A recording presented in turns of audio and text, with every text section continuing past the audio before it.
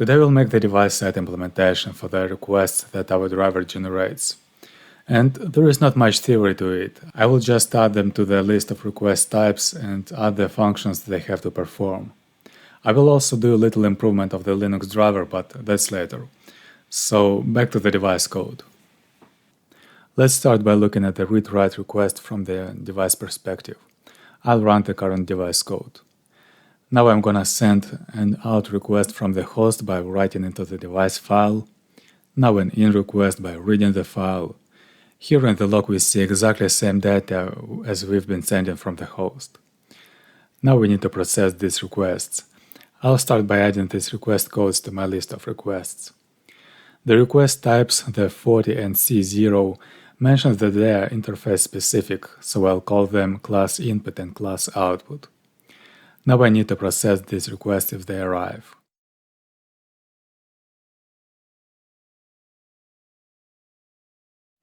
I'll print out the data that's being received.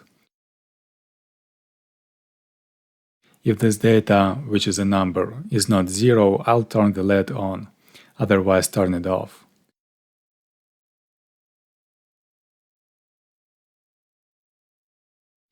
As for the other request, I will send out an array. The first item will contain the status of the button.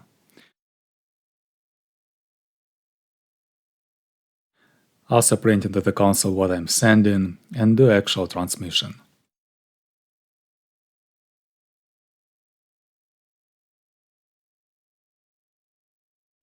Now I'm checking that I haven't used this array before and adding its definition here on top.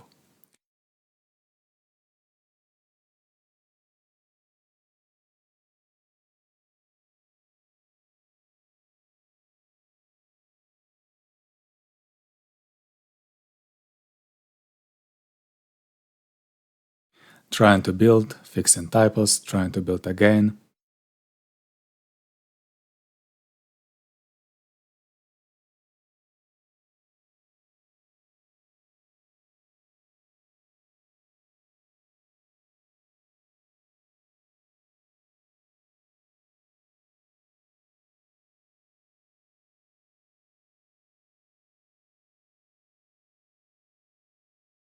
Trying to read the device file on the host machine, I see the request on the device side, but the host says the request was unsuccessful, it fails by a timeout. Reading again just to double check, testing writing as well, writing number 33, it looks to be working. The reason the read operation was not successful is that the device does not respond to it. It has to send an empty packet back. I'm fixing it now.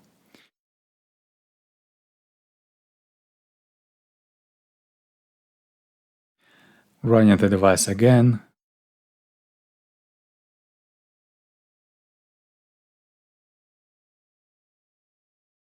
Sending some write commands, then trying to read the device file, and this time it's working.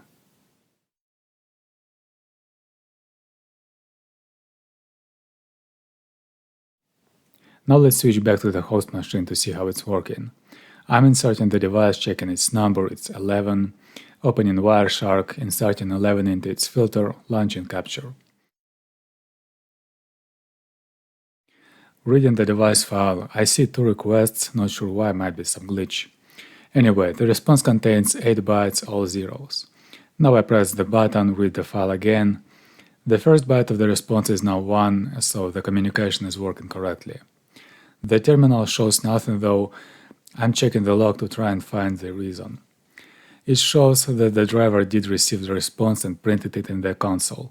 The thing is, the console shows ASCII symbols, and 0 is empty symbol. No wonder it didn't show up. I'll have to correct the data that's received, convert it to the ASCII symbols of 0 and 1. To do that, it's sufficient to only add offset of 0 in the ASCII table, which is 48. So I'm adding the offset to the first byte and adding a new line character so that it's printed nicely.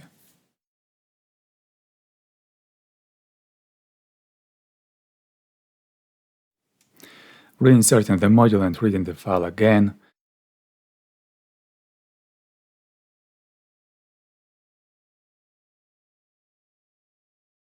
Now it does print 0, which is good, but it does so only once, which I'll have to fix. I'll need to substitute this isFirstCheck for something smarter. Let's try checking the offset. The first time the file is read, the offset will be 0. After reading 8 bytes, this offset will be 8, so the function will need to return a number only if the offset is smaller than 8.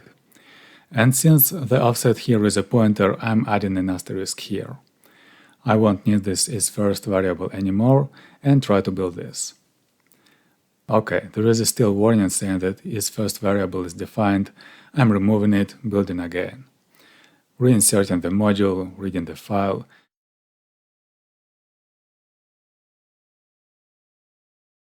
And it doesn't look like the function returns 0 at any point. The thing is, we're expected to update the offset ourselves, it doesn't increment automatically. Building the module again after fixing the code.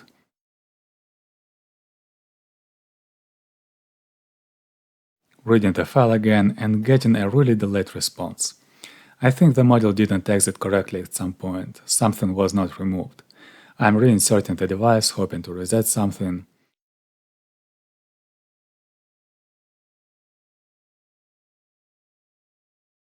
Checking the log, and now reading seems to work correctly. I'm pressing the button, the module starts printing once, releasing the button, it prints 0.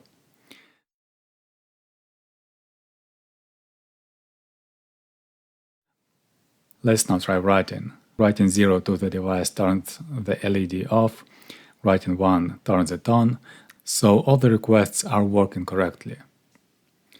That is it. Now the device and driver work exactly the same as I've shown in the introduction video. We have developed both the device and driver from scratch. I hope it was useful, and at this point you will be able to make your own USB devices that are maybe more complex than this one. Good luck and bye.